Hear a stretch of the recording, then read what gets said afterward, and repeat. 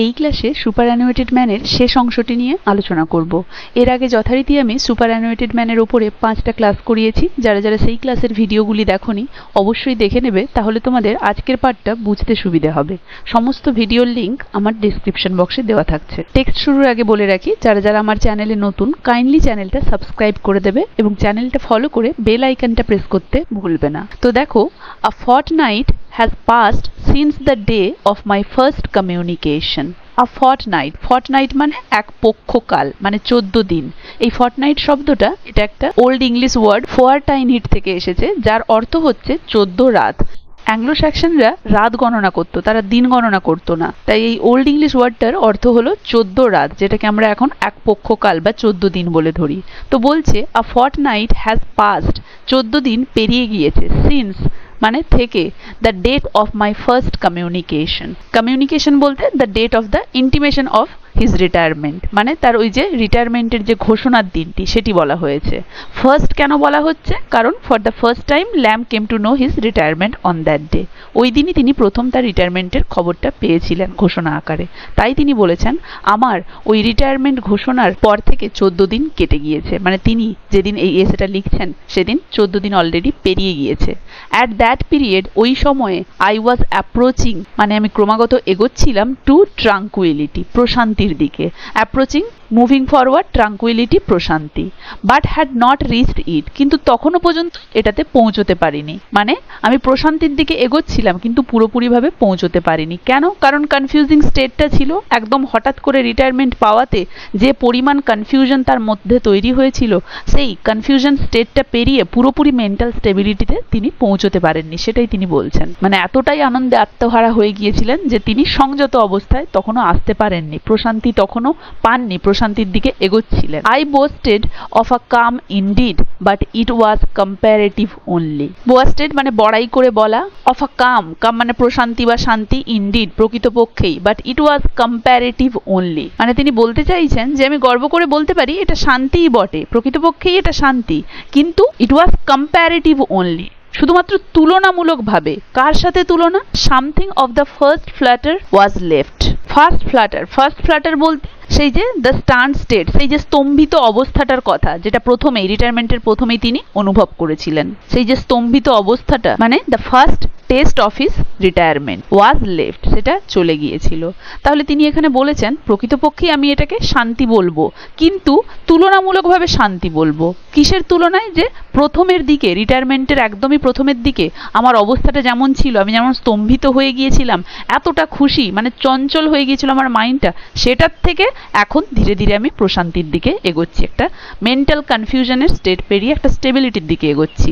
তো সেটার তুলনায় কম্প্যারেটিভলি বরং আমি এটাকে শান্তি বলবো প্রকৃতপক্ষে, যে যত টাইম এগোচ্ছে আমি ধীরে ধীরে approaching towards tranquillity. An unsettling sense of novelty, sense ধারণা বা জ্ঞান, নভেলটি মানে অভিনবত্ব, আনসেটলিং মানে অস্থির, নতুনত্বের বা অভিনবত্বের এক অস্থির অনুভূতি। সেন্স এখানে অনুভূতি অর্থে প্রয়োগ হয়েছে। কোনটাকে বলা হচ্ছে? সেই ফার্স্ট ফ্ল্যাটারটাকে, প্রথমের সেই স্তম্ভিত অবস্থাটাকে, মানে ফার্স্ট টেস্ট অফ ফ্রি টাইমটাকে তিনি কি বলছেন?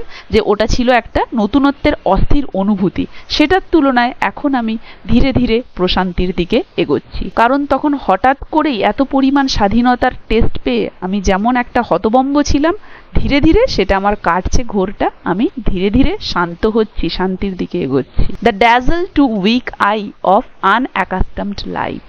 ড্যাজল মানে ঝলসানি, টু উইক আই দুর্বল চোখের ওপর, অফ আনঅ্যাকাস্টমড লাইট যে কিনা লাইট বা আলোর সাথে অ্যাকাস্টমড অভ্যস্ত নয়। মানে এখানে বলা হয়েছে the novelty was disturbing as the dazzling sunlight to eyes. এখানে চার্লস ল্যাম্ব একটা কম্প্যারিজন ড্র করেছেন, এখানে একটা মেটাফোর তিনি তুলে ধরেছেন। কার সাথে কার তুলনা করেছেন? ড্যাজলের সাথে সেই নভেলটির তুলনা করেছেন তিনি। এবং উইক আই বলতে তার যে উইক সাইডটা, মানে সময় না পেয়ে তার যে পুয়ার অবস্থাটা, পুয়ার কন্ডিশনটা, সেটার কথা বলেছেন তিনি। ড্যাজলিং অর্থে তিনি এখানে বোঝাতে চেয়েছেন যে the novelty was disturbing as the dazzling sunrays to eye. যেই চোখ ড্যাজলিং সানরেজে অভ্যস্ত নয়, সেই চোখের ওপরে হঠাৎ করে ওই ড্যাজলিং সানরেজ এসে পড়লে যেরকম হবে, ঠিক আমার ওপরেও এই নভেলটিটা, এই অভিনবত্বটা বা এই নতুনত্বটা, কোনটা? ওই রিটায়ারমেন্টের পরে ওই অগাধ ফ্রি টাইমটা আমার ওপরেও যেন ঠিক সেরকমই এসে পড়েছিল। কারণ আমি তো সময়ের দিক থেকে পুয়ার ছিলাম, তাই নিজের ওই সাইডটাকে তিনি উইক সাইড বলছেন। তাই তিনি বলছেন আমার যে জিনিসটা কম ছিল, আমার টাইম কম ছিল, টাইমের দিক থেকে আমি উইক ছিলাম, তো সেখানে যখন এত অগাধ টাইম এসে পড়লো সেটাকে তিনি তুলনা করেছেন উইক আইজের ওপরে যেন ড্যাজলিং সানরেজ এসে পড়ছে এবং সেটাকে ডিস্টার্ব করছে। তাহলে এখানে ড্যাজলিং সানরেজের সাথে তিনি ওই নভেলটি, কিসের নভেলটি না ওই যে হঠাৎ করে পাওয়া এত ফ্রিডম, এত টাইম, সেটার সাথে তুলনা করছেন এবং তিনি উইক আইজকে তিনি নিজের সাথে তুলনা করছেন। তাই তিনি বলেছেন the dazzle to weak eyes of unaccustomed life, মানে আমি তো অ্যাকাস্টমড ছিলাম না এত পরিমাণ ফ্রি টাইমের সাথে, সেটাই বলছেন। I missed my old chain, আমি মিস করছি আমার সেই পুরনো চেইন বা বাঁধন। দেখো এখানে ওল্ড চেইন বিভিন্ন অর্থে প্রয়োগ করা হয়েছে। এটা অ্যাবস্ট্রাক্ট ওয়েতে ভাবতে গেলে তিনি যে তার অফিসের ওই দাসত্ব থেকে মুক্তি পেয়েছেন সেটাকে মিন করছেন, কারণ তিনি নিজেকে একটা স্লেভ মনে করেছিলেন। তো স্লেভরা কি হয়, চেনে বাঁধা থাকে, তাই এখন তো তিনি আর স্লেভ নন, এখন তো তিনি রিটায়ার্ড, তাই তিনি ফ্রি ফ্রম দ্যাট চেইন, এটা তিনি বোঝাতে চাইছেন। আবার অন্য দিক থেকে বিচার করলে তার পরের যে লাইনটি রয়েছে for should as if they had been some necessary part of my apparel, apparel মানে ড্রেস। তাহলে এই যে লাইনটা, এই লাইনটার দ্বারা যদি আমরা বিচার করি তাহলে এখানে তিনি চেইন দ্বারা বোঝাতে চাইছেন যেন তার অফিসের চাবিগুলোকে তিনি যে চেনে বেঁধে রাখতেন সেই চেনটার কথা যেন তিনি বোঝাতে চাইছেন, যেটা তার সবসময় ড্রেসের সাথে অ্যাটাচ থাকতো যখন তিনি ওই অফিসে যেতেন, মানে যখন তিনি ওই অফিসের কর্মচারী হিসেবে ছিলেন রিটায়ারমেন্টের আগে।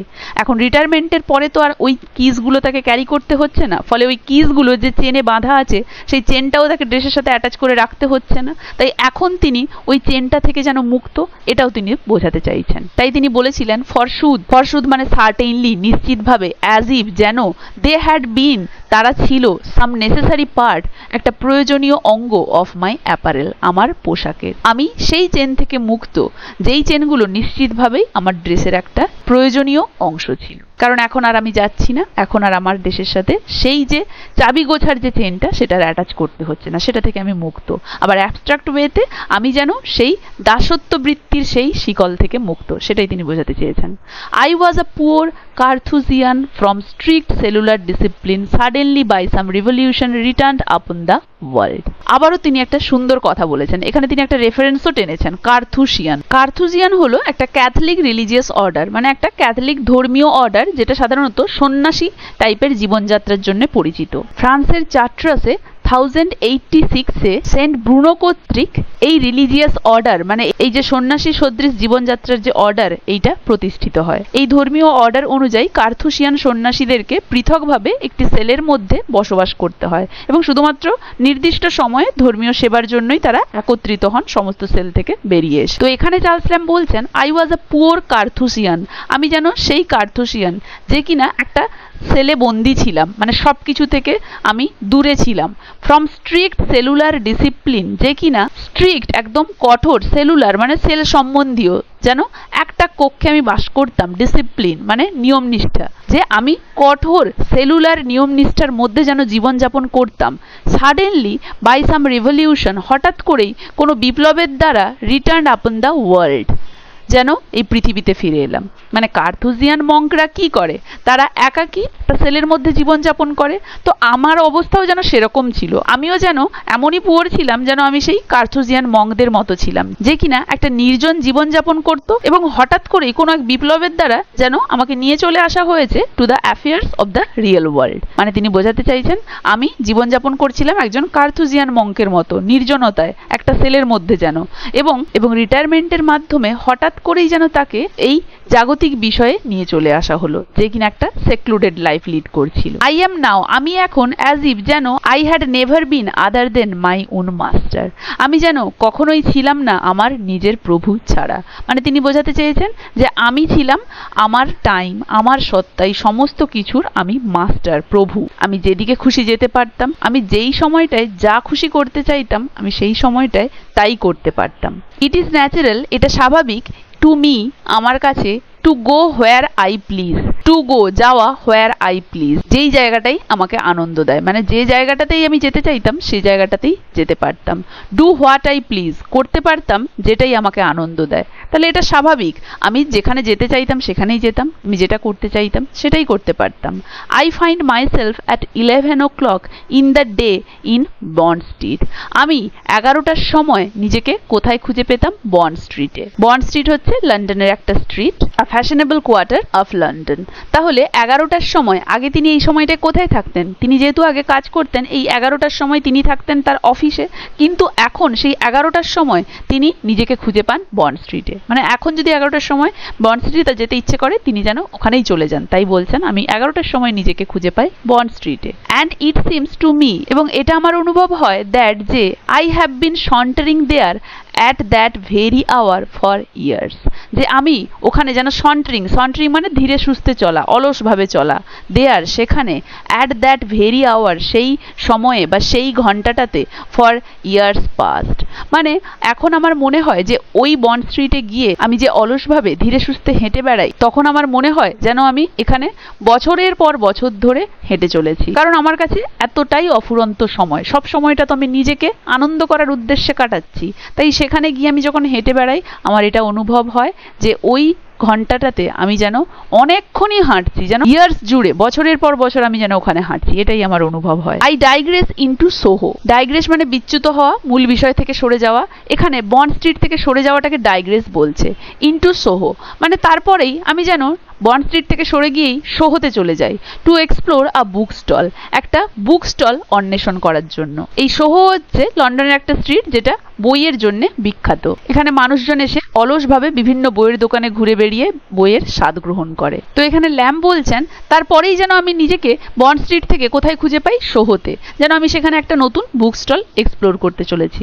দেখো এখানে একটা কন্ট্রাস্ট, বৈপরীত্য বোঝানো হচ্ছে যে তার ওই যে দাসত্বের জীবন ছিল, অফিস ওয়ার্ক, তার সাথে এখন যে তিনি একটা প্রেজেন্ট এক্সপ্লোরেশন চালাচ্ছেন বুক স্টলের, এই দুয়ের মধ্যে যে বৈপরীত্য সেটা যেন এখানে তুলে ধরা হয়েছে। Me think I have bin 30 years a collector, এখানে ল্যাম সেই নিউ মোড অফ লিভিং যেটা তাকে খুব ইমপ্রেস করে চলেছে সেটার কথা বলেছেন, যে তিনি বলেছেন ইট appear to B my usual way of life, এটাই যেন আমার কাছে আমার নিত্যদিনের জীবন হয়ে দাঁড়িয়েছে। দেয়ার ইজ নাথিং স্ট্রেঞ্জ নর নিউ ইন ইট, এতে কোনো আশ্চর্যের নেই, এতে কোনো নতুনত্বের নেই, মানে তার মনে হয়েছে এটাই তো আমার জীবন, আমি তো এরকমই বাঁচি, এতে নতুনত্বের কি আছে, আমি তো এরকমই যখন খুশি যেখানে খুশি চলে যাই, যখন খুশি যা খুশি করে ফেলি, এটাতে আবার নতুন কি? I find myself before a fine picture in the morning, আমি নিজেকে খুঁজে পাই একটা সুন্দর পিকচারের সামনে সকালবেলাতে, মানে তিনি এখানে বলতে চাইছেন এখন তার মন করলেই সে সকালে উঠেই কোনো আর্ট গ্যালারিতে চলে যেতে পারেন, যেখানে সকালে উঠে আগের সময় তাকে কি করতে হতো?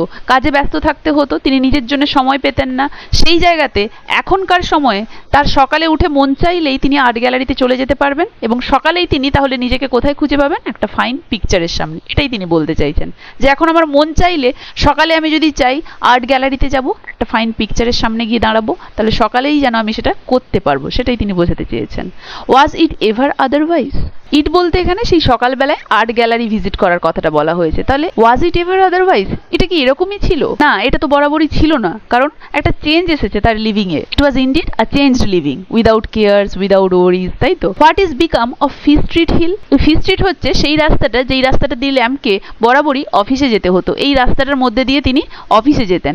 তো এই ফিশ স্ট্রিটে একটা হিল ছিল, মানে একটা মাউন্ট, একটা স্তূপীকৃত ঢিপি টাইপের ছিল। হোয়ার ইজ ফ্রেঞ্চার স্ট্রিট, তো তিনি বলছেন ওই ফিশ স্ট্রিটের ওই হিলটা, ওই ঢিপিটা কোথায়? হোয়ার ইজ ফেঞ্চার স্ট্রিট, তো ফিশ স্ট্রিটের ওই যে মাউন্টটা ছিল বা হিলটা ছিল সেখানের পাশ দিয়ে এন্টার করতে হতো ফ্রেঞ্চ চার্চ স্ট্রিটে, তাই তিনি এখানে বলছেন কোথায় সেই ফিশ স্ট্রিট হিল, কোথায় সেই ফ্রেঞ্চ চার্চ স্ট্রিট, মানে ওই রাস্তাগুলো কোথায়? মানে তিনি ওই রাস্তাগুলো পুরোপুরি ভুলেই গিয়েছেন, কারণ এখন তো তিনি আর ওই রাস্তায় যাতায়াত করেন না, তাই ওই রাস্তাগুলো তিনি ভুলেই গিয়েছেন, তাই তিনি বলছেন ওই রাস্তাগুলো কোথায়, আমি তো এখন চিনিই না ওই রাস্তাগুলো কোথায়। Stones of old mincing lane, দেখো আবার তিনি তার অফিসের ওই লেনটাকে মিনসিং লেন বলছেন। এটা প্রথমে আমি বলেছিলাম মিনসিং কথাটা তিনি কেন উল্লেখ করেছেন, আশা করি যারা যারা ভিডিওটা দেখেছিলে তাদের সবার মনে রয়েছে। তো কি বলছে, Stones of old mincing lane, সেই ওল্ড মিনসিং লেনের পাথরগুলো, মানে ওই রাস্তাগুলো যে পাথর দিয়ে তৈরি সেই পাথরগুলোর কথা বলা হয়েছে। Which I have own with my daily pilgrimage, which I have won যেটা আমি পরিধান করেছিলাম with my daily pilgrimage, daily অফিসে যাওয়াটাকে তিনি এখানে পিলগ্রিমেজের সাথে তুলনা করেছেন, পিলগ্রিমেজ বলছেন। ফর 6 and 30 ইয়ার্স, দেখো আবারও তিনি বলছেন 6 and 30 ইয়ার্স, তাহলে 6 and 30 ইয়ার্স এখানে অনেকবার রিপিট হয়েছে। এগুলো কিন্তু প্রশ্ন দিয়ে দিতে পারে, বলাই যায় না, এগুলো প্রশ্ন দিয়ে দিতেই পারে যে কতবার রিপিট হয়েছে বা কতবার চার্লস ল্যাম্ব 6 and 30 ইয়ার্স এই ফ্রেজটি তার সুপার অ্যানুয়েটেড ম্যান এসেতে রিপিট করেছেন। তো এগুলো খেয়াল করবে। তো তিনি বলেছেন আমার ওই যে ডেইলি পিলগ্রিমেজ মানে নিত্যদিনের অফিস যাওয়াটাকে তিনি পিলগ্রিমেজ বলেছেন। তো এই প্রত্যেক দিনের যে অফিস যাওয়াটা কত বছর ধরে, 6 and 30 ইয়ার্স ধরে। To the footsteps of what toil on clerk R your everlasting flints now vocal. তো তিনি বলছেন আমি যে নিত্যদিন ওই যে ফিশ স্ট্রিট, ওই যে ফ্রেঞ্চার স্ট্রিট, এইগুলোর মধ্যে দিয়ে যে অফিস যেতাম, অফিস যাওয়াটাকে পিলগ্রিমেজ বলেছেন। তাহলে ওই যে প্রত্যেক দিন ফিশ স্ট্রিট, ফ্রেঞ্চার স্ট্রিট এগুলো পেরিয়ে ওই যে তীর্থযাত্রা আমি করতাম, যেন মনে হতো আমি যেন ওই রাস্তাগুলোকে পরিধানই করে নিয়েছি, মানে এতটাই তিনি অভ্যস্ত হয়ে গেছিলেন ওই রাস্তাগুলোর সাথে, সেটাই তিনি বলছেন। To the foot step of what toil on clerk, toil on, toil মানে পরিশ্রম, টয়েল ওন ওই পরিশ্রান্ত clerk, R your everlasting flints, flints বলতে সেই স্টোনগুলো, সেই পেভমেন্ট মেড অফ স্টোন, সেই রাস্তাগুলো যেগুলো স্টোন দিয়ে তৈরি, সেই স্টোনগুলোকে, সেই রাস্তাগুলো স্টোনগুলোকে বলা হচ্ছে ফ্লিন্টস নাও ভোকাল। মানে আমি তো সেই রাস্তা দিয়ে বরাবর যেতাম, আমার ফুটস্টেপ পড়তো ওখানে, তো এখন আর আমি যাচ্ছি না, এখন আমার প্লেসে যে যাচ্ছে সেই টয়েল ওন ক্লার্ক তার ফুটস্টেপেই কি সে রাস্তাটা এখনো মুখরিত হয়। ভোকাল বলতে সেই ধ্বনির কথা বলা হয়েছে, যে আমি তো যাচ্ছি না, আমার জায়গায় অন্যেরা যাচ্ছে দাসত্ব বৃত্তি করতে, তো আমার জায়গায় যাওয়া সেই টয়েল ওন ক্লার্কের ফুটস্টেপে কি এখনো সেই রাস্তাগুলো ধ্বনিত হয়, সেটাই তিনি বলতে চেয়েছেন। I indent the gear flag of পলমল, indent, indent মানে হচ্ছে চাহিদা, গেয়ার, গে হচ্ছে প্রফুল্ল বা আনন্দ, গের কম্প্যারেটিভ ফর্ম হচ্ছে গেয়ার। ফ্ল্যাগস অফ পলমল, পলমল হচ্ছে একটা fashionable shopping centre of London, যেই শপিং সেন্টারটা খুব উজ্জ্বল এবং কালারফুল ফ্ল্যাগ দ্বারা ডেকোরেট করা হয়ে থাকে। মানে ল্যাম্ব এখানে বোঝাতে চাইছেন এখন তিনি অনেক খুশি, এখন তিনি সেই চিন্তা, সেই দাসত্ব থেকে মুক্ত, এখন তিনি চাইলেই ভিজিট করতে পারেন লন্ডনের ওই পলমল, ওই শপিং মলটি, যেটা কিনা উজ্জ্বল এবং কালারফুল ফ্ল্যাগ দ্বারা ডেকোরেটেড থাকে। ইট is change time, change time বলতে 10টার কথা বলা হয়েছে। রয়্যাল এক্সচেঞ্জের বিল্ডিং এ এই 10টার সময় মার্চেন্টসরা, ব্যাংকার্সরা এরা সবাই মিলিত হয় বিজনেস ডিলিং এর জন্য, স্টক এক্সচেঞ্জের যে বিজনেস ডিলিং সেই সমস্ত কিছুর জন্য। তো চেঞ্জ টাইম বলতে সেই সময়টার কথা বলা হয়েছে, সকাল 10টার কথা বলা হয়েছে, যখন অফিস খোলে এবং রয়্যাল এক্সচেঞ্জের ওই যে স্টক এক্সচেঞ্জের ওই অফিস, ওখানে মার্চেন্টসরা, ব্যাংকার্সরা সবাই মিলিত হয় ডেইলি বিজনেস যে ডিলিং সেগুলোর জন্য। তাই বলা হয়েছে ইট ইজ চেঞ্জ টাইম, মানে এখন 10টা বা সেই চেঞ্জ টাইম, স্টক এক্সচেঞ্জের টাইম। এই রয়্যাল এক্সচেঞ্জের বিল্ডিং এর কথা দু একটা প্যারাগ্রাফ আগেই ছিল, যার প্রতিষ্ঠাতা ছিলেন থমাস গ্রেসহ্যাম, ছিল লন্ডনের সেই বিখ্যাত স্টক এক্সচেঞ্জের বিল্ডিং। তো কি বলেছে, ইট ইজ চেঞ্জ টাইম, এটা চেঞ্জ টাইম মানে এটা ওই স্টক এক্সচেঞ্জের time, and I am strangely among the Elgin Marbles, এবং আমি আশ্চর্যভাবে কোথায় রয়েছি, এলগিন মার্বেলস এর মাঝে। এই এলগিন মার্বেলস হলো একটা গ্রিক ভাস্কর্যের অদ্ভুত একটা নিদর্শন, যেটা মার্বেলের তৈরি, a fine Greek sculptural work on marbles, যেটা কিনা ব্রিটিশ মিউজিয়ামে রয়েছে। এটা প্রকৃতপক্ষে collection of classical Greek marble sculpture, Greek marble ভাস্কর্যের একটা কালেকশন, যেটা 1802 সালে লর্ড এলগিন কালেক্ট করেন এবং 1816 সালে তিনি সেগুলোকে ব্রিটিশ মিউজিয়ামে নিয়ে এসে রাখেন। তো চার্লস ল্যাম্ব বলছেন যে ওই চেঞ্জ টাইমে মানে স্টক এক্সচেঞ্জের ওই টাইমে 10টার সময়, সকাল 10টার সময় আমি আশ্চর্যভাবে আমাকে কোথায় খুঁজে পাওয়া যায়, এলগিন মার্বেলস এর মাঝখানে, মানে আমি সেই সময় ব্রিটিশ মিউজিয়ামে এলগিন মার্বেলস দেখতে থাকি। মানে ওই স্টক এক্সচেঞ্জের সময় আমাকে এখন খুঁজে পাওয়া যায় কোথায়, ব্রিটিশ মিউজিয়ামে এলগিন মার্বেলসদের মাঝে। ইট ওয়াজ নো হাইপারবোল, এটা কোনো অতিরঞ্জিত করে বলা কথা নয়। When I venture to compare the change in my condition, venture মানে উদ্যোগী হই, টু কম্পেয়ার তুলনা করতে, the change in my condition আমার অবস্থার এই পরিবর্তনটা, to a passing into another world, যেটা কিনা একটা ওয়ার্ল্ড থেকে পুরোপুরি একটা নতুন ওয়ার্ল্ডে চলে আসা। তাহলে এটা কিন্তু আমি বাড়িয়ে বলছি না, এটা অতিরঞ্জিত, হাইপারবোল, এক্সাজারেশন, মানে আমি এক্সাজারেট করছি না, কিন্তু যখন আমি উদ্যোগ নেই আমার এই চেঞ্জটা কম্পেয়ার করতে, তখন আমি দেখি দেখি আমি যেন পুরোপুরি অন্য একটা জগতে, একটা জগৎ থেকে অন্য একটা জগতে এসে পৌঁছেছি, এটাই বলছেন। Time stands still in a manner to me. Manner মানে গেস্টার, তিনি এখানে বলতে চাইছেন যেন time did not seem to move. আমার ক্ষেত্রে মনে হচ্ছে যেন টাইম আর এগোচ্ছে না, এতটাই আমার কাছে time. I have lost all distinction off season. Distinction মানে পার্থক্য, সমস্ত সিজনের মধ্যে যে পার্থক্য সেটা আমি হারিয়ে ফেলেছি, কারণ সব সিজনই আমাকে সেই একই রকম স্বাধীনতা দিচ্ছে যেটা আমি এনজয় করতে পারছি, যেটা আমি চেয়েছিলাম। তাই সব সিজনই যখন আমাকে একই রকম স্বাধীনতা প্রদান করছে, কারণ সব সিজনেই তো আমি ফ্রি, তাই কোনো সিজনের মধ্যে আমি পার্থক্য করতে পারছি না। আই ডু নট নো, আমি জানি না the day of the week or of the month, মাসের বা উইকের ডেজগুলো সম্বন্ধে। মানে সব ডেজগুলোই তো আমার কাছে সমান। আগে কি হতো, প্রত্যেকটা ডে আলাদা ছিল আমার কাছে, কিন্তু এখন তো সব ডেজগুলোই আমার কাছে হলিডে। আগে কি ছিল, প্রত্যেকটা ডে আলাদা ছিল, প্রত্যেকটা ডে এর গুরুত্ব আমার কাছে আলাদা ছিল। সানডের তো আরো বেশি গুরুত্ব ছিল, কারণ ওটা হলিডে, ওর জন্য মুখিয়ে থাকতাম।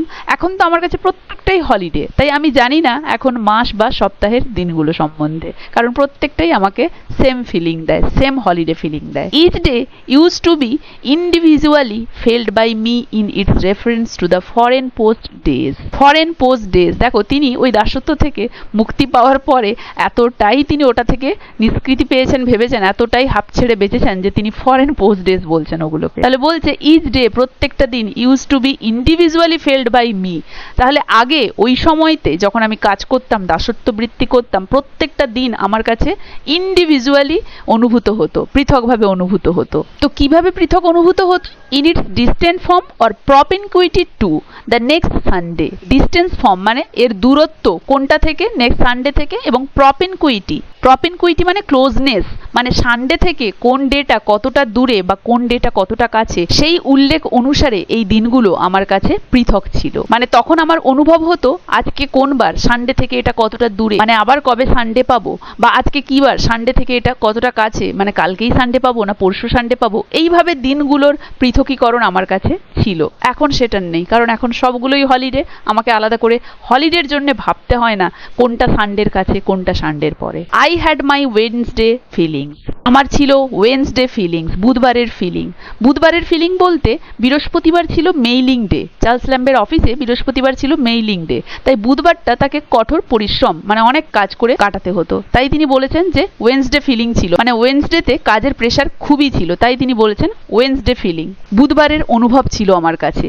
মাই স্যাটারডে নাইটস, আমার শনিবারের রাতগুলো, শনিবারের রাতগুলো তার কাছে খুব থ্রিলিং ছিল, আমার কাছে ছিল স্যাটারডে নাইটস সেন্সেশন, শনিবার রাতের সংবেদন, কারণ এর পরের দিনই রবিবার, আমি মুখিয়ে থাকতাম। স্যাটারডে নাইটটা আমার কাছে খুবই থ্রিলিং, খুবই রোমাঞ্চকর ছিল। তাই the genius of each day was upon me distinctly during the whole of it. The genius, genius মানে প্রতিভা, অফ ইচ ডে প্রত্যেকটা দিনের প্রতিভা, ওয়াজ আপন মি আমার উপরে ছিল, ডিস্টিংক্টলি স্পষ্টভাবে, during the whole of it সেই সময়ে, মানে তিনি বলতে চাইছেন ওই সময়ে প্রত্যেকটা দিন তার উপরে আলাদা আলাদা প্রভাব ফেলতো। অ্যাফেক্টিং মাই অ্যাপেটাইট, অ্যাপেটাইট মানে ক্ষুধা বা প্রবৃত্তিও বলা চলে। তিনি এখানে বলতে চাইছেন যে প্রত্যেকটা দিন আমার প্রবৃত্তিকে অ্যাফেক্ট করতো তাদের ডিফারেন্ট ইমপ্রেশনের মাধ্যমে।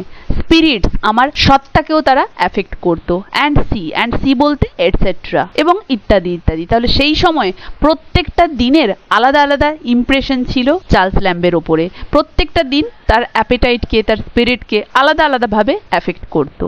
দ্য ফ্যান্টম, ফ্যান্টম মানে অপছায়া, অফ দ্য নেক্সট ডে পরের দিনের, with the ড্রিয়ারি five to follow, set as a load আপন মাই পুয়ার সাবাত রিক্রিয়েশন। সেট মানে স্যাটিসফাই টু দ্য ফুলফিল, পরিপূর্ণ করে তোলা, অ্যাজ আ লোড একটা যেন লোড বা ভার হিসেবে, আপন মাই পুয়ার সাবাত রিক্রিয়েশন, আমার সেই পুয়ার মানে কি, টাইমের অভাব, পুয়ার সাবাত রিক্রিয়েশন, রিক্রিয়েশন মানে চিত্ত বিনোদন, এবং সাবাত মানে বিশ্রামবার, বিশ্রামের দিবস। সাবাত শব্দটি একটা হিব্রু শব্দ, সাবাত থেকে এসেছে, SHABBAT, যার অর্থ হচ্ছে বিশ্রাম। তো যেহেতু রবিবারটা বিশ্রাম পাওয়া যায় কাজ থেকে, তাই রবিবারটাকে তিনি সাবাত বলেছেন। সাধারণত ইহুদি ও কিছু খ্রিস্টান সম্প্রদায়ের ক্ষেত্রে সপ্তাহের যে সপ্তম দিন শনিবার হচ্ছে বিশ্রামের দিবস, আর কিছু খ্রিস্টান এবং ইহুদিদের ক্ষেত্রে এই বিশ্রাম দিবসটা হচ্ছে রবিবার, মানে সানডের কথা বলেছেন। তাই সাবাত রিক্রিয়েশন অর্থাৎ তিনি বলতে চাইছেন পরের দিনের, মানে সোমবারের যে ফ্যান্টম, যে অপছায়াটা, যেটা কিনা তার পরের বিষণ্ণ 5টা দিনের অনুসরণ,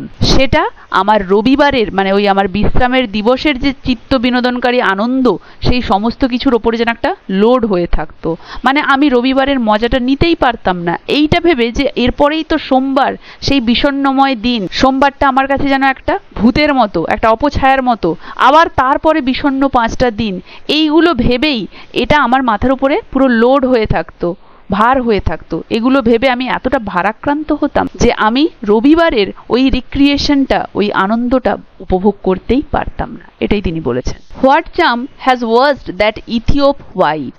কোন জাদুমন্ত্র, চার্ম মানে এখানে ম্যাজিক বলেছেন, যে কোন এমন জাদুমন্ত্র, কোন পাওয়ার অফ ম্যাজিক হ্যাজ ওয়ার্সড ধুয়ে দিয়েছে দ্যাট ইথিওপ হোয়াইট? ইথিওপ হোয়াইটের দ্বারা তিনি একটি রেফারেন্স টেনেছেন। এখানে ইথিওপিয়ানরা ডার্ক হয়, তাহলে তিনি বলেছেন কে ওই ডার্ক ইথিওপিয়ানদেরকে ওয়াশ করে একদম হোয়াইট করে দিল, মানে ফেয়ার করে দিল। মানে এখানে তিনি মানডেটাকে ইথিওপিয়ান ব্ল্যাকের সাথে তুলনা করেছেন। এবং এটা যে এখন তার কাছে এত সুন্দর, এখন তো তার কাছে আর মানডেটা ওইভাবে ফ্যান্টাম অপছায়া হিসেবে দেখা দেয় না।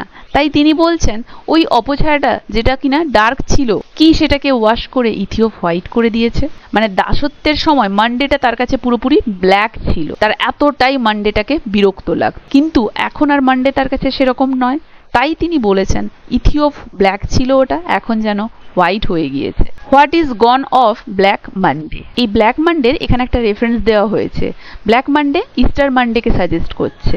যখন ইংল্যান্ড এবং ফ্রান্সের মধ্যে 100 বছরের যুদ্ধ চলছিল, তখন 13ই এপ্রিল 1360 সালে কিং এডওয়ার্ড III ফ্রান্সের চার্ট্রেসের কাছে তিনি যুদ্ধ করার জন্য সেনাবাহিনী নিয়ে পৌঁছন। কিন্তু হঠাৎ করে এক ভয়াবহ শিলাবৃষ্টি হয়, ফলে তার ওই সৈন্যদলের মধ্যে আনুমানিক 1000 জন ইংরেজ সৈন্য এবং 6000-এরও বেশি ঘোড়ার মৃত্যু হয়। যদিও এটা স্বাভাবিক ছিল, কিন্তু এডওয়ার্ড III এটাকে স্বাভাবিক কোনো কারণ মনে করেননি, বরং তিনি এটাকে ঈশ্বরের কোনো ইন্ডিকেশন মনে করেছিলেন। তাই তিনি পরবর্তীকালে যুদ্ধ পরিত্যাগ করে শান্তির চুক্তিতে ফিরে আসেন। তাই ওই যে দিনটা যেখানে আনুমানিক 1000 জন সৈন্য মারা গিয়েছিল, 6000 জন ঘোড়া মারা গিয়েছিল, সেটাকে ব্ল্যাক মানডে বলে বলা হয়। তো এই জন্যই তিনি কথাটি উল্লেখ করেছেন ব্ল্যাক মানডে। তো এই দিনটা সেই দিনের রেফারেন্স হিসেবে হয়তো তিনি প্রয়োগ করেছেন, যে তার কাছে মানডেটাও তো বিষণ্ণ ছিল, তাই তিনি এটাকে ব্ল্যাক মানডের সাথে তুলনা করেছেন। All day are the same, সব দিনই হয় সমান। সানডে ইটসেলফ, সানডে নিজেও, that unfortunate failure of a holiday, সেই আনফরচুনেট দুর্ভাগ্য, ফেইলিয়ার ব্যর্থতা অফ আ হলিডে, মানে সানডেটা তো আগে হলিডে হিসেবে তার গুরুত্বতা বজায় রাখতো, কিন্তু এখন সে সেটাতে ব্যর্থ হয়েছে, তার আর গুরুত্ব নেই, কারণ সব দিনগুলোই এখানে holiday. As it too often proved, মানে এটা এর আগে প্রায়ই তো হলিডে হিসেবে এর ইম্পর্টেন্স প্রয়োগ করতো, এখন তো সেটা থেকে এটা ফেল করেছে, কারণ সব দিনগুলোই হলিডে, এর আর গুরুত্ব নেই, এটা ফেইলিওর। সানডে একজন ফেইলিওর, তাই তিনি বলেছেন what with my sense of its fugitiveness and over care to get the greatest quantity of pleasure out of it. What with my sense, যেটা আমার সেন্সে, অফ ইটস ফিউজিটিভনেস, এর যে তাৎক্ষণিকতা, মানে এই যে তাড়াতাড়ি কেটে যেত, কোনটা? সানডেটা। And over care to get the greatest quantity of pleasure, এবং এটাকে আমি ওভার কেয়ার করতাম, কারণ এটার থেকে আমি বেশি পরিমাণ আনন্দ উপভোগ করার জন্য এটাকে ব্যবহার করতে চাইতাম। আউট অফ ইট, এটা থেকে, is melted down into a weekday. তাহলে আমার এই বেশি পরিমাণ কেয়ার সানডেটার প্রতি, যে এটা থেকে আমি সর্বোচ্চ আনন্দ খুঁজে বের করব, এটাকে সর্বোচ্চভাবে উপভোগ করব, এই দিনটার আনন্দটা নিজেকে সর্বোচ্চভাবে দেব, আর এই দিনটার তাৎক্ষণিকতা, যে এই দিনটা এত তাড়াতাড়ি কেটে যেত, এই দুয়ের ফলে শেষমেশ এই দিনটাও মেল্টেড ডাউন, এটা গলে পড়া, মেল্টেড মানে এটা পতিত হতো কি হিসেবে? এটা একটা সাধারণ উইকডে হিসেবেই পতিত হতো। মানে চার্লস ল্যাম্ব যে পরিমাণ আকাঙ্ক্ষা রাখতেন এই দিনটা থেকে, সেই দিনটা থেকে তিনি সেই পরিমাণ আনন্দ বা দিনটাকে সেইভাবে ব্যবহার করতে পারতেন না। তো তাই এই দুয়ের ফলে, দিনটার তাৎক্ষণিকতা এবং তার এই দিনটা থেকে বেশি পরিমাণ আনন্দ পাওয়ার, এই দুয়ের টানাপোড়েনের ফলে শেষমেশ দিনটা একটা উইকডেতে পরিণত হতো। কারণ তিনি এই দিনটা এসে গেলে আবার পরের দিনগুলোর যে চিন্তা, সেটাতেই মগ্ন থাকতেন, তাই দিনটা থেকে পুরোপুরিভাবে আনন্দ নিতে পারতেন না। তাই দিনটা শেষমেশ একটা উইকডেজের মতোই তার কাছে গণ্য হতো। I can spare time to go to church now. এখন আমি চার্চে যাই, without গ্রাজিং the huge candle which it used to seem to cut out of the holiday. Cantle মানে part বা portion, তাহলে without grudging the huge cantle which it used to seem to cut out of the holiday, মানে আগে আমি যখন দাসত্ব বৃত্তি করতাম মানে কাজে যেতাম, এই যে চার্চে যাওয়াটা রবিবার মনে হতো খুব বড় একটা পোর্শন আমার হলিডের, যেটা কিনা বাদ চলে যাবে, তাই আমি যেতাম না। চার্চে যাওয়াটার ফলে আমার অনেক সময় নষ্ট হতো, আমি যেভাবে আনন্দ করতে চাইতাম সেই সময়টা আমি পেতাম না, হলিডেটার মধ্যে এটা অনেক বড় একটা কাট আউট মনে হতো। কিন্তু এখন আমি যাই চার্চে, কারণ আমার কাছে অনেক সময়, I have time for everything, সব কিছুর জন্য আমার কাছে সময় আছে। I can visit a sick friend, একটা অসুস্থ বন্ধুকে ভিজিট করার মতো আমার কাছে এখন টাইম আছে, যেটা আগে তো ভাবাই যেত না। I can interrupt the man of much occupation when he is busiest, আমি ইন্টারাপ্ট মানে আমি বাধা দিতে পারি দ্য ম্যান সেই মানুষটির of much occupation when he is busiest, তাহলে সব থেকে ব্যস্ত মানুষটির, যে অনেক কাজে ব্যস্ত রয়েছে, সেই মানুষটির কাছে আমি এখন বাধা হয়ে দাঁড়াতে পারি, মানে তার সাথে আমি এখন কথা বলে তার সেই বিজনেসের মধ্যে বাধা হয়ে দাঁড়াতে পারি। I can insult over him with an invitation to take a day's pleasure with me to Windsor this fine May morning. Windsor হচ্ছে বার্কশায়ারের একটা টাউন, যেখানে সেই বিখ্যাত উইন্ডসর ক্যাসেল রয়েছে। সেই উইন্ডসর ক্যাসেল থেকে এটা 22 মাইল দূরে অবস্থিত। তাহলে ল্যাম্ব এখানে কি বলছে? আই ক্যান ইনসাল্ট ওভার হিম, আমি তাকে ইনসাল্ট করতে পারি, উইথ অ্যান ইনভিটেশন একটা আমন্ত্রণ দিয়ে, to take a day's pleasure একটা দিনের আনন্দ নেওয়ার, উইথ মি আমার সাথে, টু উইন্ডসর উইন্ডসরে দিস ফাইন মে মর্নিং আজকের এই মে মাসের সকালে। তাহলে আমি সেই ব্যস্ত লোকটিকে এইভাবে ইনসাল্ট করতে পারি যে চলুন আমি আপনাকে ইনভিটেশন দিচ্ছি আজকে আমার সাথে এই পুরো দিনটার আনন্দ উপভোগ করার জন্য এই ফাইন মে মর্নিংয়ে চলুন উইন্ডসরে যাই, এভাবে তাকে আমি ইনসাল্ট করতে পারি। কেন এটা ইনসাল্ট? কারণ তার কাছে সময় নেই, সে সব থেকে বিজি, আর আমি আজকে মুক্ত, আমার কাছে অফুরন্ত সময়, তো আমি এভাবেই তাকে ইনসাল্ট করতে পারি। সেইরূপ আমি সমর্থ হয়ে গেছি আজ। It is Lucretian pleasure to behold the poor drudges whom I have left behind in the world. It is Lucretian pleasure, এখানে একটা রেফারেন্স দেওয়া হয়েছে। এই লুক্রেশিয়া ছিল 55 BC-র একজন রোমান কবি এবং দার্শনিক, যিনি তার একটিমাত্র ফিলোসফিক্যাল ওয়ার্ক দে রেরাম ন্যাচুরা এটির জন্যই সর্বাধিক পরিচিত, যেটার ইংলিশ নাম হলো on the nature of things. এই লুক্রেশিয়াসের দর্শন বা ফিলোসফি এপিকিউরিয়াসের দর্শন বা ফিলোসফির উপরে বেস করে। এই লুক্রেশিয়ান ফিলোসফি মূলত এপিকিউরিয়ানিজম বেস। লুক্রেজিয়ান প্লেজার বলতে লুক্রেজিয়ান আনন্দ, এটা এক ধরনের সেলফিশ টাইপের আনন্দ, যেটা এই বিশ্বজগতের সমস্ত কার্যকারিতা মানে সমস্ত ঘটনা, মানুষের অবস্থা পর্যবেক্ষণ করে তার মধ্যে থেকে তৃপ্তি বা আনন্দ পাওয়া যায়। লুক্রেজিয়ান প্লেজার ডেসক্রাইব করতে গিয়ে একটা ইনস্টেন্সে বলা রয়েছে যে একজন ব্যক্তি সমুদ্রের ধারে দাঁড়িয়ে আছেন, সমুদ্রে ঝড় উঠেছে এবং তিনি সেটা থেকে আনন্দ পাচ্ছেন। আনন্দ এই কারণে নয় যে ঝড় উঠেছে, বরং তিনি সমুদ্রের পাড়ে দাঁড়িয়ে নিজেকে ওই বিপদ থেকে নিরাপদ মনে করছেন, ফলে তিনি বিপদটা সেখানে রয়েছে, তার কাছে নেই, তিনি মুক্ত, এইটা ভেবে তিনি আনন্দ পাচ্ছেন। মানে একটা ডিফারেন্ট টাইপ অফ প্লেজার, মানে একটা সেলফিশনেস, মানে একটা প্লেজার মানে একটা আনন্দ যেটা আউট অফ সেলফিশনেস, সেটাকেই লুক্রেজিয়ান প্লেজার বলা হয়। টু বিহোল্ড, বিহোল্ড মানে তাকানো, দ্য পুয়ার ড্রাজেস মানে সেই পুয়ার কৃতদাসদের, কৃতদাস অর্থে সেই কর্মচারীদের যারা খুবই কাজে busy, hmm I have left behind যাদেরকে আমি পেছনে ছেড়ে এসেছি, ইন দ্য ওয়ার্ল্ড ওই বিশ্বে, মানে ওই যে কাজ করার জগতে। আজ তো আমি কাজ করি না, রিটায়ার্ড, তাহলে ওই ওয়ার্ল্ডে সবাই এখনো সেই দাসত্ব বৃত্তি করে যাচ্ছে, তারা সেই পুয়ার কৃতদাস, তাহলে আমি তাদেরকে আজ অনেক পেছনে ছেড়ে এসেছি। আমি তাদেরকে দেখে আজ সেই লুক্রেজিয়ান প্লেজার অনুভব করছি। আমি তাদের অবস্থাটা দেখছি, সেই অবস্থাটায় আমি নেই, অ্যাটলিস্ট আমি এটাতে নেই, আমি খুব ভালো আছি, এইটা ভেবে আমি আনন্দ পাচ্ছি। কার্কিং অ্যান্ড কেয়ারিং, কার্কিং মানে কজিং ডিস্ট্রেস অর ওয়ারি, আর কেয়ারিং মানে উদ্বিগ্ন। তাহলে আমি আজ সেই পরিস্থিতিতে নেই, সেই খারাপ অবস্থায় নেই, সেই চিন্তিত স্টেটে নেই, আমি আজ উদ্বিগ্ন নই। লাইক হর্সেস, তো তারা সেই দাসেরা বা সেই কর্মচারীরা আজ তারা যেন সেই হর্সের মতো in a mill drudging on in the same eternal round. এখানেও ল্যাম্ব একটা উপমা ব্যবহার করেছেন। তিনি এখানে সেই সমস্ত কর্মচারীদের সাথে হর্সের তুলনা করেছেন, সেই হর্সরা যারা একটা মিলে ক্রমাগত একটা কাজ করে চলেছে, সেই কাজের কোনো নিষ্কৃতি নেই, সেই কাজ থেকে কোনো মুক্তি নেই। তিনি বলছেন তারা যেন like horses driving a mill by turning the roller round and round endlessly. Eternal round মানে চিরন্তন রাউন্ড, ইটার্নাল মানে চিরন্তন। এখানে রাউন্ড কথার অর্থ দ্যাট হ্যাপেন্স রেগুলারলি, যেটার কোনো শেষ নেই, যেটা শেষ হওয়ার পরে আবার একই জায়গা থেকে শুরু হচ্ছে, সেটা বলছে। যে ওই কর্মচারীদের অবস্থা যেন সেই হর্সগুলোর মতো যারা ওই মিলে ড্রাজিং কৃতদাসত্ব করে যাচ্ছে, ইটার্নাল রাউন্ড মানে যেটার কোনো শেষ নেই, যেই সময়ের কোনো শেষ নেই, মানে তারা ক্রমাগত একটা জিনিস করেই যাচ্ছে, সেই দাসত্ব বৃত্তি করে যাচ্ছে, সেই হর্সদের মতো কর্মচারীগুলোর অবস্থা। And what is it all for, এবং এই সব কিছু কিসের জন্য, মানে এই যে এত পরিশ্রম, এত দাসত্ব বৃত্তি, এগুলো কিসের জন্য? Nothing to gain ultimately from it, এই ধরনের দাসত্ব বৃত্তি কন্টিনিউয়াস এই ধরনের পরিশ্রমের ফলে আলটিমেটলি তো কোনো কিছু অর্জন হবে না এই কঠোর পরিশ্রমের ফলে। তাহলে কি পাওয়া যাবে এটা থেকে? এই যে আমরা গতানুগতিক মেশিনের মতো কাজ করে চলেছি, এর থেকে তো আলটিমেটলি কিছু লাভ হবে না। A man can never have too much time to himself. দেখো এখানে কিন্তু আবারও একটা কন্ট্রাডিক্টরি স্টেটমেন্ট দিয়ে দিলেন। A man can never have too much time to himself নর টু লিটল টু ডু।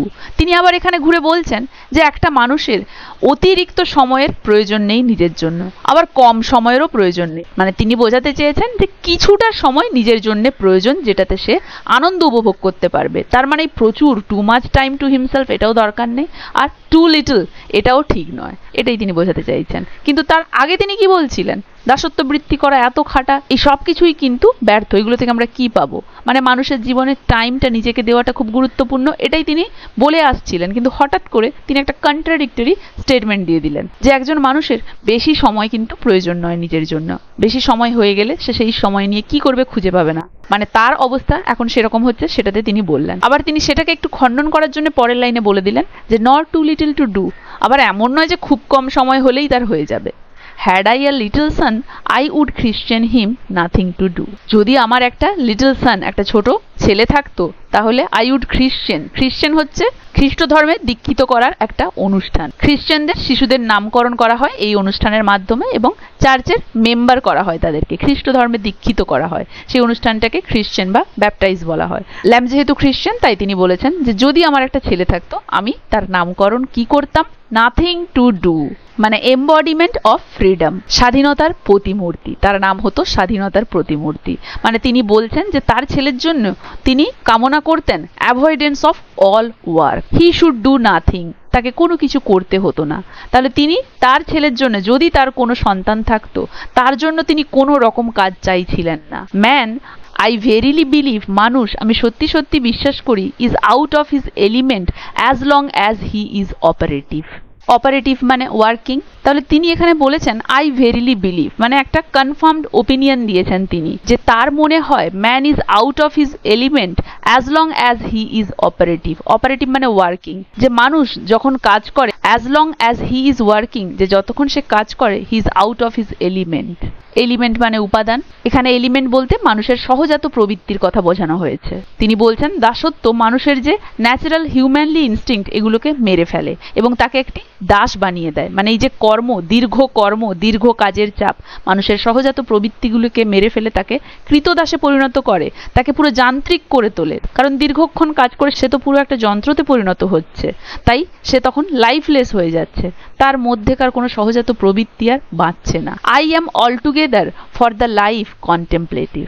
কন্টেম্পলেটিভ মানে ধ্যান, চিন্তা, ভাবা, মনোনিবেশ, এই সমস্ত কিছু বোঝাচ্ছে। তাহলে তিনি বলছেন আই অ্যাম অলটুগেদার, আমি সমগ্রভাবেই ফর দ্য লাইফ কন্টেম্পলেটিভ, মানে ভেবে জীবনটা কাটিয়ে দেব, এমন একটা লাইফের পক্ষপাতী। Will no kindly earthquake come and swallow up those accursed cotton mills? কোনো ভূমিকম্প এসে কি সেই সমস্ত অভিশপ্ত কটন মিলগুলোকে সোয়ালো আপ, গিলে ফেলতে পারছে না? মানে এখানে ল্যাম বোঝাতে চেয়েছেন যে তিনি বরং ওই অপারেটিভ লাইফের থেকে, মানে ওই কাজকর্মযুক্ত লাইফের থেকে তিনি বরং কন্টেম্পলেটিভ লাইফের পক্ষপাতী। এবং তিনি এতটাই বিরক্ত ওই কাজকর্মে, ওই দাসত্ব বৃত্তিতে, যে তিনি চাইছেন ওই সমস্ত বিল্ডিংগুলো, ওই সমস্ত কটন মিলসগুলো যেন ধ্বংস হয়ে যায়। মানে ওই সোর্স অফ ড্রোডগাড়ি, ওগুলো যেন পুরো ডিমলিশ হয়ে যায়, ধ্বংস হয়ে যায়। তাই তিনি বলছেন কোনো আর্থকুইক এসে কি ওই সমস্ত কটন মিলগুলোকে অভিশপ্ত কেন বলছেন? তারা যেতে ইচ্ছে করছে না, ওগুলো যেন অভিশপ্ত, মানুষকে খাটিয়ে মারে, মানুষকে যন্ত্র করে তোলে, মানুষের সহজাত প্রবৃত্তিগুলোকে মেরে ফেলে, তাই অভিশপ্ত। Take me that lumber of a desk there and bowl it down. Lumber মানে ওই কাঠের তৈরি ডেস্কটা, যেটাতে তিনি কাজ করতেন। তাহলে তিনি বলছেন যে take that lumber of a desk there, মানে ওই যে কাঠের তৈরি ডেস্কটা, মানে ওই কাজের জায়গাগুলোর ওই সমস্ত কিছু বাউল ডাউন মানে রোল ডাউন মানে থ্রো ডাউন, এগুলোকে যেন ছুঁড়ে ফেলতে। কোথায়? As low as to the fiends, এতটা নিচে as to the fiends. Fiends মানে হচ্ছে পাষণ্ড বা শয়তান। এখানে ফাইন্সের দ্বারা ল্যাম্ব বোঝাতে চাইছেন হেল, মানে to the bottom of the hell, একদম শেষ প্রান্তে। As low as to the fiends মানে একদম নিচে, হেলের নিচে, যেখানে কিনা ইভিল স্পিরিটরা বসবাস করে, সেই হেলের কথা তিনি এখানে ফাইন্সের দ্বারা বোঝাতে চেয়েছেন। এই লাইনটা প্রকৃতপক্ষে হ্যামলেট থেকে নেওয়া, হ্যামলেটের অ্যাক্ট 2 সিন 2 থেকে নেওয়া।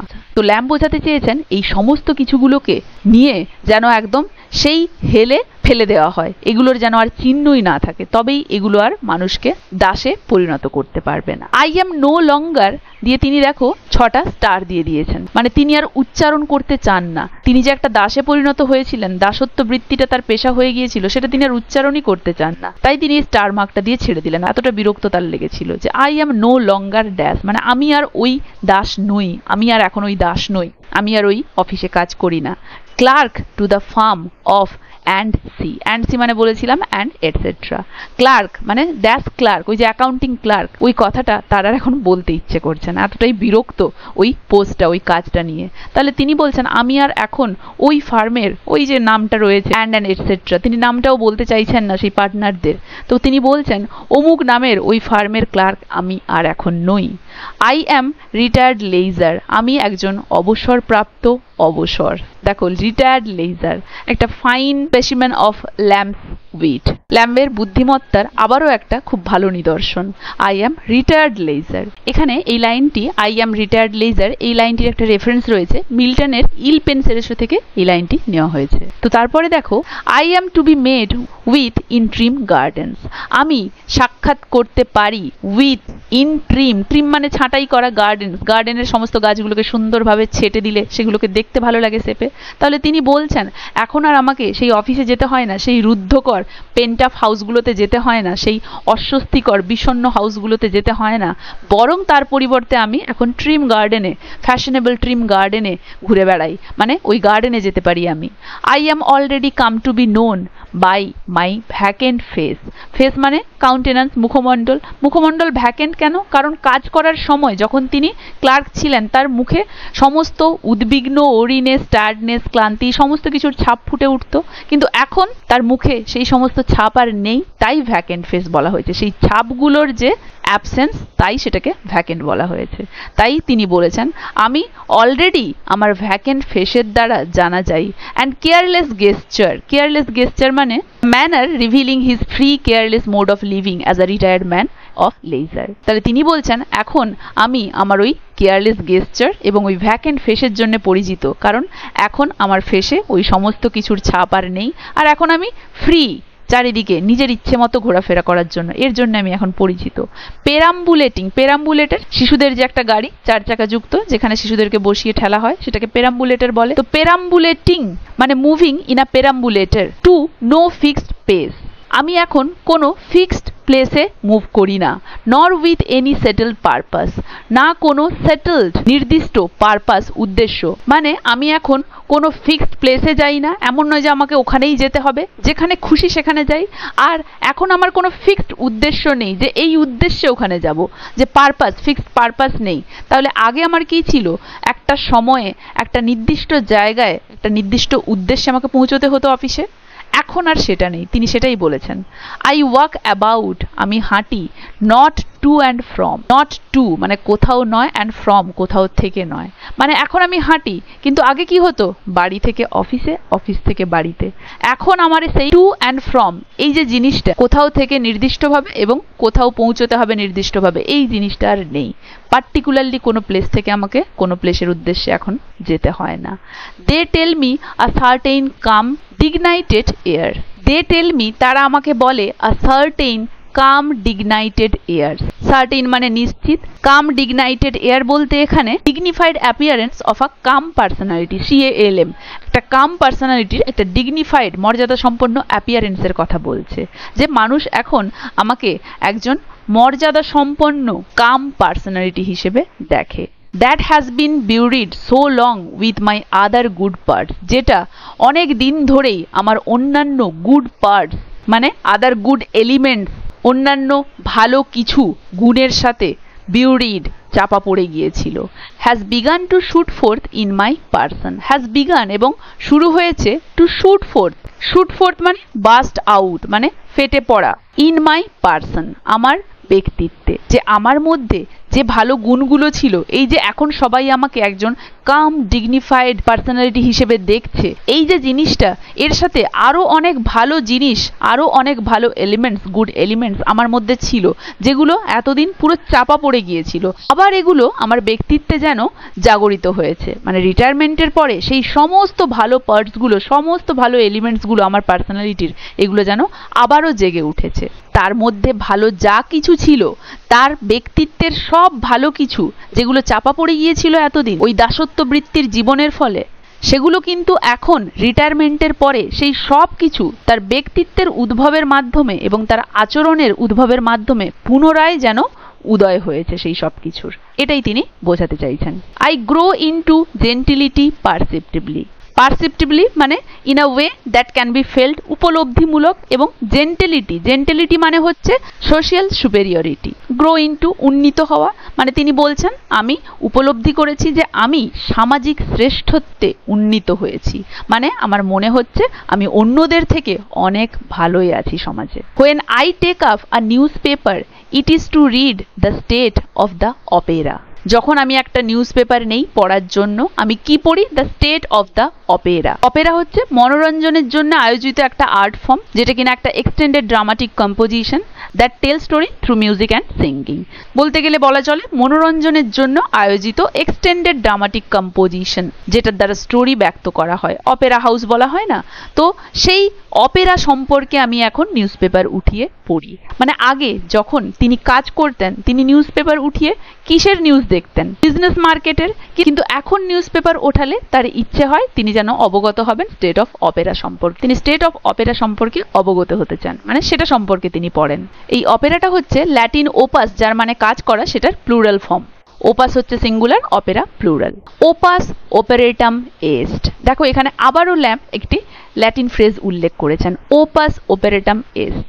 ওপাস মানে কাজ, অপারেটাম হচ্ছে ডান মানে হয়ে গেছে বা শেষ, এস্ট, এস্ট মানে ইজ, মানে আমার কাজ শেষ হয়ে গেছে, মাই ওয়ার্ক ইজ ডান। দেখো এখানে এগেইন আমরা এলিয়ান মিস্টিফিকেশন দেখতে পাচ্ছি। ওপাস অপারেটাম এস্ট, মাই ওয়ার্ক ইজ ডান। এটা যদি আমরা ন্যারো অর্থে ধরি তাহলে বলা যেতে পারে তিনি যেন এখানে বলেছেন তার ওয়ার্ক, মানে এই যে এসেটা, এটা যে তিনি কমপ্লিট করে আনছেন, এটা যে তিনি শেষ করছেন কিছুক্ষণের মধ্যেই, সেটার কথা হয়তো তিনি বুঝিয়েছেন যে আমার কাজ শেষ, মানে তিনি এসেটা কমপ্লিট করে দিচ্ছেন, এখানেই শেষ করছেন। আর যদি একটা ব্রড সেন্সে ধরি তাহলে তিনি যেন এখানে বোঝাতে চাইছেন যে এই পৃথিবীতে তিনি যে জীবনের পরিব্যাপ্তিটা পেয়েছিলেন, সেই পরিব্যাপ্তিতে এসে তার যে নির্দিষ্ট কাজের সময় সেটা তিনি কমপ্লিট করেছেন, এখন তিনি রিটায়ারমেন্ট গ্রহণ করেছেন, সেটাও যেন তিনি বোঝাতে চাইছেন। আই হ্যাভ ডান অল, আমি সব কিছুই করে নিয়েছি। দ্যাট আই কাম ইনটু, যেটার জন্য এসেছিলাম, দিস ওয়ার্ল্ড, এই পৃথিবীতে, টু ডু, করতে। তাহলে এই পৃথিবীতে যেটা করতে আমি এসেছিলাম সেটা সবটাই আমি করে নিয়েছি। I have worked task work. Task work বলতে the work which is allotted to Charles Lamb, তার উদ্দেশ্যে যে কাজটা অ্যালট করা হয়েছিল সে কাজটা তিনি করে নিয়েছেন, মানে ওই যে কর্মজীবন তিনি শেষ করে ফেলেছেন। And have the rest of the day to my self. Have the rest of the day, এবং দিনের বাকি অংশটুকু আমি আমাকে দিয়ে ফেলেছি। দেখো দিনের বাকি অংশটুকু, have the rest of the day. Rest of the day বলতে remaining portion of life, broader সেন্সে রিমেইনিং পোর্শন অফ লাইফ, জীবনের বাকি সময়টুকু, মানে কর্মকালের পরে তার জীবনের যে বাকি সময়টুকু সেটার কথা তিনি বলেছেন, সেটা তিনি নিজেকে দিয়ে দিয়েছেন।